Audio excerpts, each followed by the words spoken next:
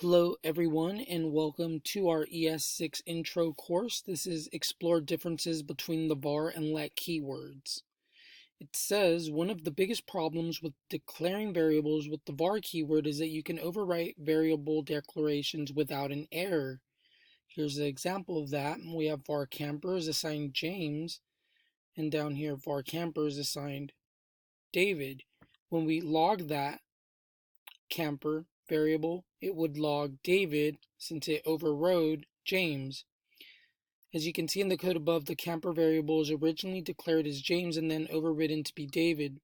In a small application, you might not run into this type of problem, but when your code becomes larger, you might accidentally overwrite a variable that you did not intend to overwrite. What they mean by that is here, it's pretty easy to spot that we changed camper. But if we had a bigger app that has like hundreds of different files and one file is pulling in the variable from another file, it's very easy for us to override a variable we didn't mean to, and that eventually could cause an error. So because this behavior does not throw an error, searching and fixing bugs becomes more difficult. A new keyword called let was introduced in ES6 to solve this potential issue with the var keyword. If you were to replace var with let in the variable declaration of the code above, the result would be an error. So here's that same example. Let camper be the string James, and then let camper be the string David. It would throw an error since we already declared our camper variable as James. This error can be seen in the console of your browser. So unlike var, when using let, a variable with the same name can only be declared once. Note the use strict.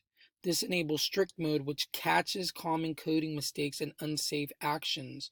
For instance, here we use strict and we say x is assigned 3.14, but it throws an error because we never declared x. There isn't no, we should have did let x be assigned 3.14. So update the code so it only uses the let keyword. Zoom out of here real quick. It's using var. We want to use let, and then let. Here we're declaring two different variables. So when we do cat name is assigned Oliver, that should assign Oliver to cat name.